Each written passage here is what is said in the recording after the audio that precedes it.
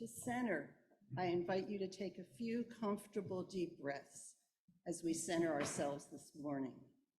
We come together like this for a purpose, for the quiet companionship that reminds us that we are not alone. Whatever's happening in our hearts and in our world, we are not alone. In this moment, breathe. Feel the reality of this community, of care, of love. And as we listen to this sound that calls us home, breathe and listen.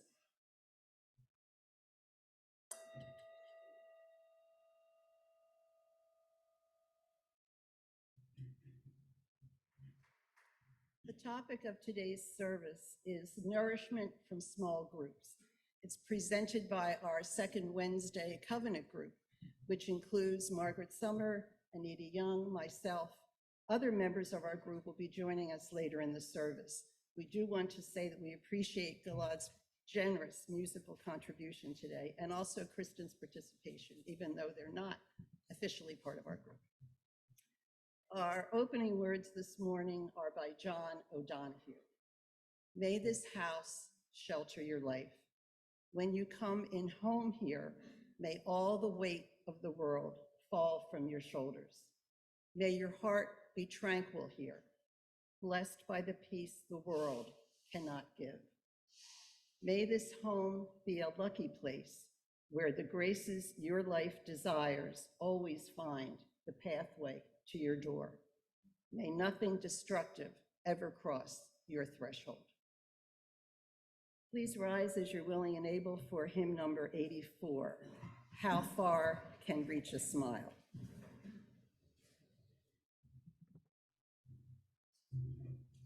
Good morning. My name is Mary Mogerly, and I'm the Vice President of the Board of Trustees here at USR.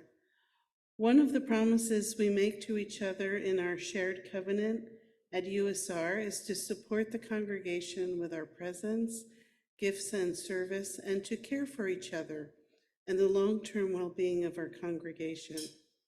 I have a few announcements today.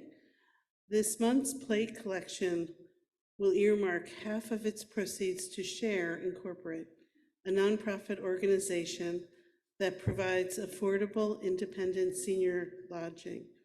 Please help us with Share's needed repairs and other needs during the month of February. We begin our pledge drive kickoff March 3rd with a potluck following the board town hall meeting. Please see Janice Lahr after today's service to sign up for the potluck. Do you have a talent?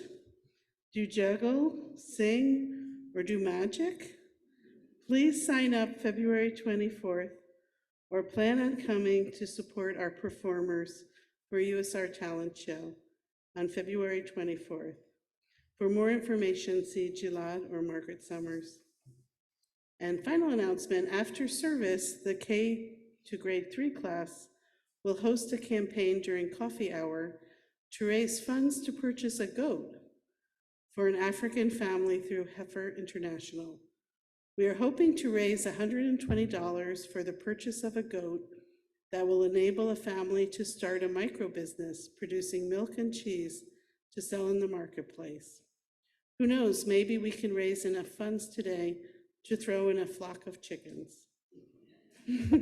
Please support the class and Heifer International and give what you can. The offering will now be given and gratefully received. To continue after those peaceful images, I invite you to join in a few moments of quiet meditation, reflection, prayer, as I share a poem called In Community.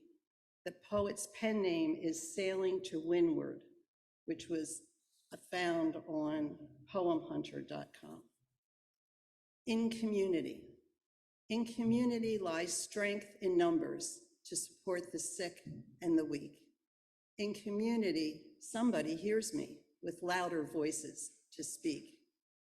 In community lies public purpose to shield from the harshness of life, to offer and receive common friendship, to protect from the gun and the knife. In community, we teach each other about science and art and sport. From this, we gain our vitality, and through this, our sickness is fought. In community, others surround us, their dreams, their love, their faces. They encourage our hearts to prosper, our minds to accept our places. In community, disaster may come, but grief shared and faith in our all makes death pall linger less strongly. Our tears with others can fall. In community lies man's ambition. Without makes larger our fears. Together we can make sense of belonging and bring joy and length to our years.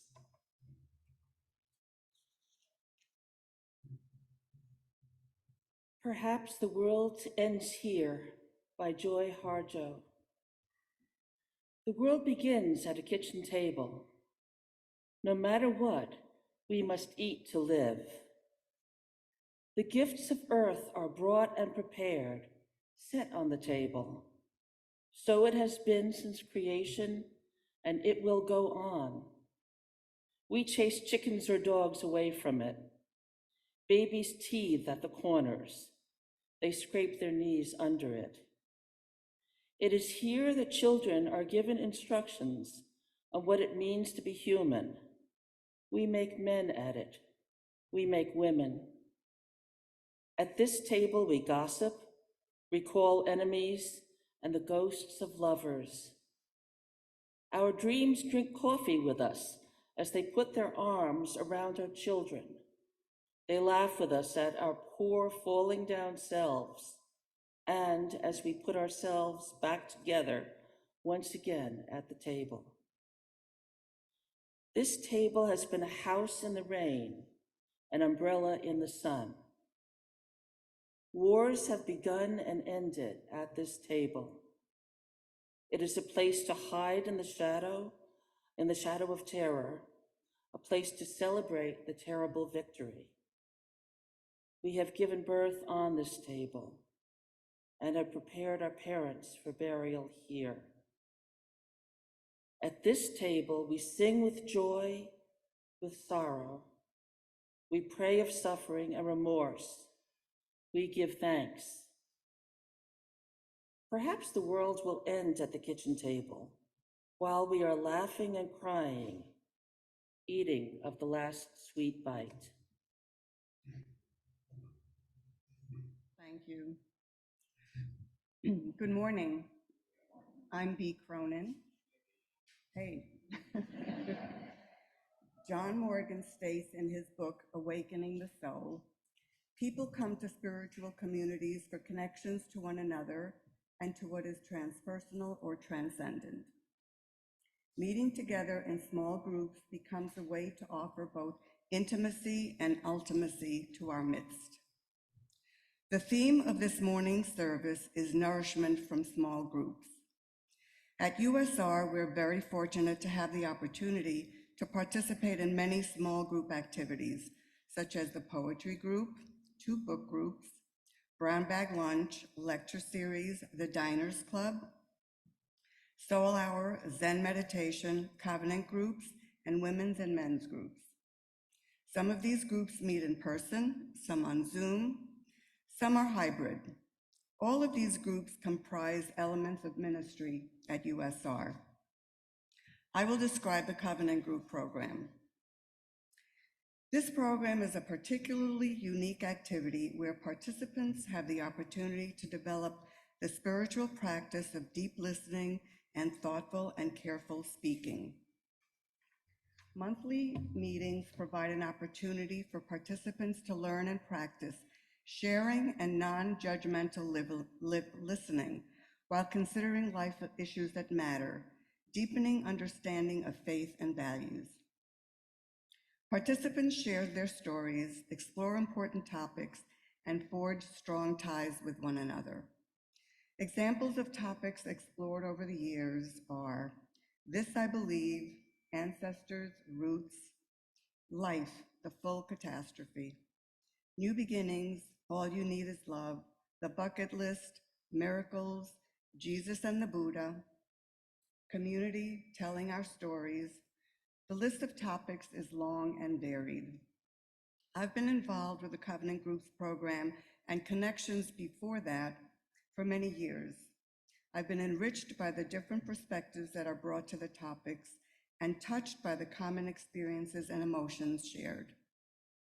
The safe, supportive, and confidential environment encourages participants to come together and speak openly and honestly about big issues, about fears, disappointments, hopes, sorrows, being listened to deeply, without interruption, without judgment, without comment, is a rare gift and an important spiritual practice.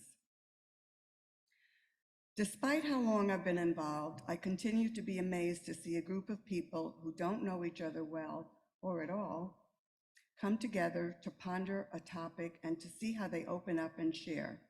Magic happens.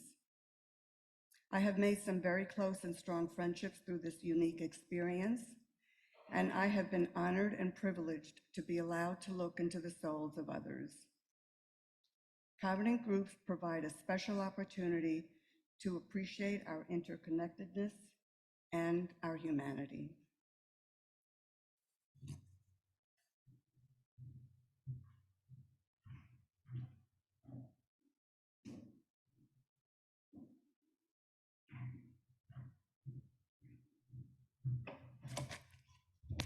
Hi, I'm Anita DiGiulio. How many of you know that there's a women's group at USR that's been meeting since 1978? The group was actually formed by a group of women who came together at that time to create a Mother's Day service for the congregation. They got together, they planned it, and they had wonderful discussions about their lives and how motherhood had affected them and how just being a woman had affected them. They found the service and the experience of creating the service so meaningful that they began to meet periodically. The group at the time was intentionally multi-generational, and it remains so to this day. I've been in this group for 35 years. I was not one of the original members. The only original member who founded the group, who's still in the group, is Chris Henriksen, who many of you may know. We used to meet in each other's homes before COVID, and now we are doing a hybrid, sometimes in homes, sometimes on Zoom. Being on Zoom allowed us to keep a few members who have recently moved away. Several other groups formed in the ensuing years, and many have formed and dissolved, and also a lot of men's groups have formed, several men's groups have formed and dissolved. But I don't think anyone has a list or knows for sure, and each of these groups can be very different. So I want to address the possible controversy. Yes, these groups are not open for members. You can't just show up at a women's group. We don't publish the dates on our calendar. This fact seems to bother some people who consider it some form of cliquishness. But the fact is that to create a group like that and to build trust over time, it just doesn't happen quickly. It's difficult for women to open up and get to know each other and to share in a group where people come and go, or or you cannot expect instant intimacy. In our group, membership has only been open due to attrition and on occasion, and that's just a fact. But on the subject of intimacy, I've recently reflected on the way the experience of my women's group compares to what we see today on social media. I was struck by that poem about in community, and social media seems to be community these days. But on Facebook, for example, everyone only shares their happy vacations, their shiniest news, and everybody's lives look absolutely glorious. This can be incredibly depressing to normal people. At my women's group, we share our joys, but we also share the difficulties and heartbreaks of our lives. This group has supported members through health challenges, divorces, deaths of spouses, death of parents, issues with children, even job crises. Having a place where we can be honest about our challenges and the difficult aspects of life has been for me very nourishing, and I'd say even essential. Similar to the covenant groups, confidentiality and active listening breed trust and allow us to share openly. Unlike the covenant groups, we focus on our lives rather than on a topic. We seek support or just sympathetic ears. The intergenerational support focus of my group means that the older members can share their life experience with the younger ones, and the younger members enlighten the rest of us on new perspectives. The time commitment and the very, very busy pace of women's lives, especially the younger women these days, is making it very difficult to get regular participation. It's become a struggle. Maybe this type of group is becoming impractical, and certainly not for everyone. But if you want to form such a group, perhaps you could let Ann know. I think maybe she keeps a list of people who are interested, and maybe USR can facilitate. I've got to say the support of the other women in this small group setting is one of the things that has made USR my spiritual home for over 35 years.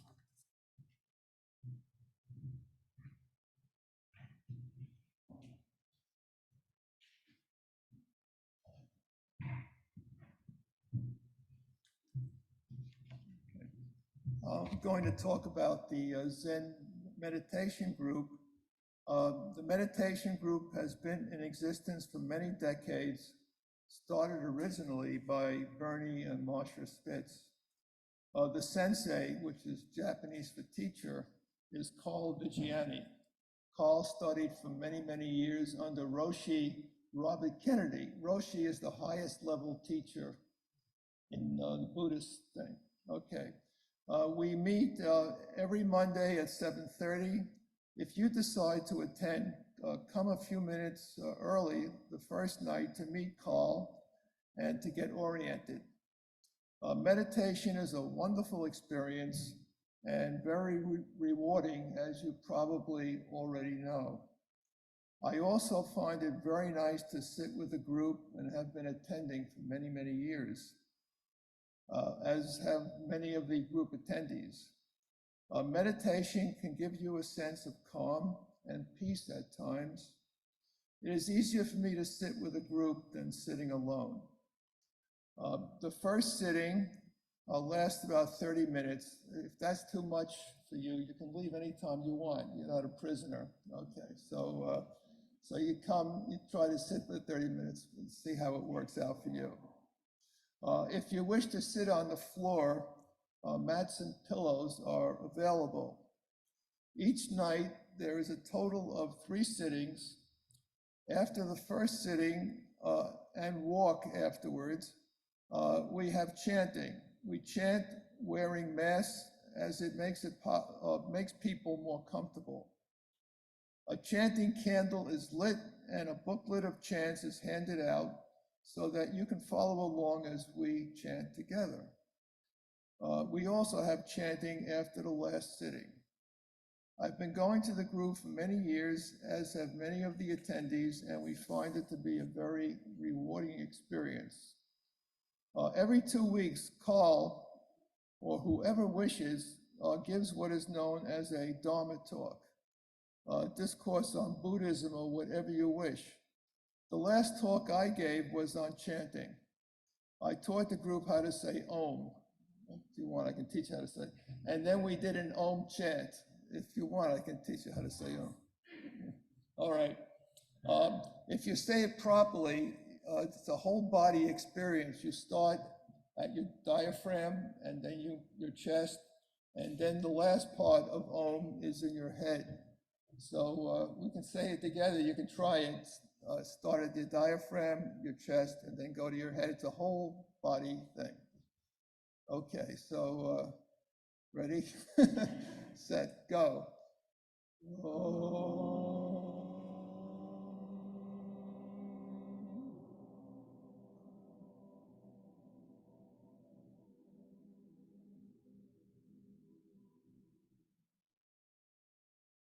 Okay, if you didn't have the experience of the whole body, you can practice at home, I guess. You know? Okay. I learned of Buddha's noble truths. My favorite is the source of all suffering is clinging. If you feel depressed, it means you're probably clinging to the past. I have found this to be very helpful in my life. Again, when I'm depressed, I realize I'm clinging to something that happened in my past life. On alternate weeks, Carl is available for you to speak with him about your practice if you wish. Feel free to give the group a try and see if it works out for you. Thank you.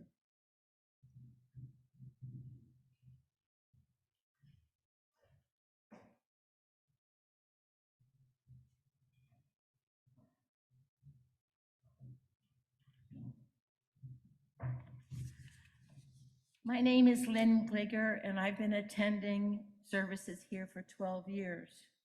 As a newcomer, my first goal was to meet members of the congregation. When I found out there was a book club, I joined. We met in a home with wine and fun food. I liked the discussion because it was varied in detail. I remember Marcia Spitz talking about the length of the sentences and the way the author used dialogue. The men in the group had some unique views. The meetings were at night, so working members could attend. Time created changes. Our host family moved away, and we started meeting here in the evening, and now we meet in the afternoons on Wednesday at 2:30. I try to get books with large print, so long books are cumbersome and annoying. Often when skimming parts, I have missed important details and special passages that others have found. And usually someone has a different point of view. We learn a lot about others in the group by what they think is important and what they contribute from their own lives. After reading a book, it is nice to have the closure that these meetings provide. Going back 12 years, we had 2 services. I attended the 9:30 service, and I don't recall a coffee hour. Again, there were many people I did not know, so I joined the connection groups. I think I was a member of 5 different ones. This has evolved in the current covenant group, as Bea explained. These small gatherings were valuable because I got to know members personally. The emphasis on listening is very important and has helped with conversational skills, especially with family and offspring. Moving to present time, the Soul Hour is a drop-in whenever you can event. The topics are current and inspiring. References to podcasts, NPR shows, and recent news articles help center discussion. Georgetta handles the structure of the meeting, but everyone is encouraged to participate, bring in information, and other topics. I admire the resilience of some of the members. There are usually tidbits of information about local benefits and interesting activities. We do not discuss world news, but all of us are on edge due to current events. It is refreshing to consider ways of handling emotional well-being. The dinner club has the advantage of evening and weekend times. As a congregation, it is nice to have events that working and younger members can attend. I have met people I didn't know and discovered some new activities of interest. Watch for an email, and if interested, let the person in charge know you would like to attend. You can even bring a friend. The restaurants chosen are usually BYO, and separate bills are no problem. The congregational circles we are members of are the heart of facilitating USR goals. They meet regularly to handle outreach and social issues. I have mentioned a few ways of finding fellowship that I have found valuable. And if you have an activity you would like to suggest to the congregation, please do so. All it takes is a cluster of interest. As two examples, we have a talent show coming up, and we just started a brand new evening book club. I am grateful for these opportunities that have helped me feel part of the congregation. And of course, we do have coffee hour. Thank you.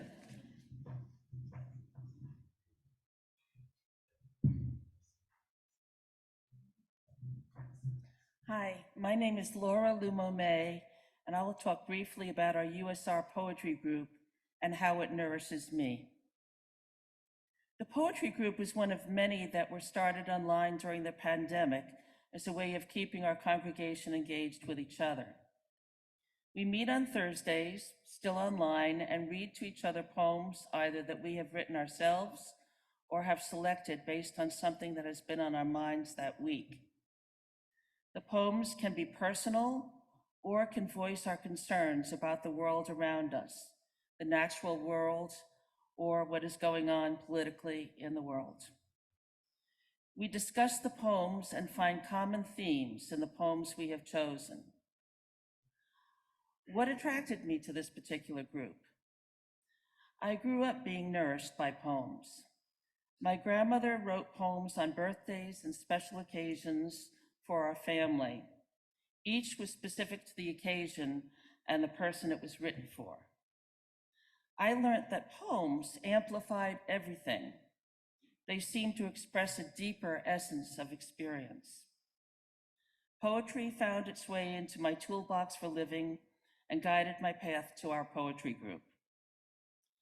Our group is warm, welcoming, and intimate.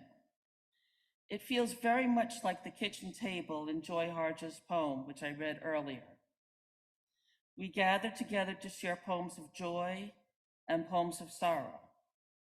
We witness suffering, our own and suffering in the world. We express thanks, but we do not chase dogs or cats away from our table. And we have a few good laughs.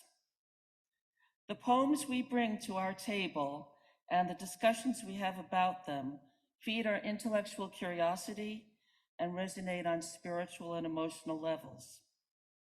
We know each other through the metaphor of poetry as we deeply hear and respond to one another.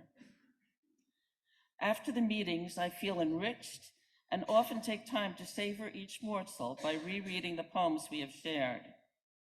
The camaraderie of this group and its themes, the themes we've explored together, truly nourish me. Thank you so much for joining us this morning.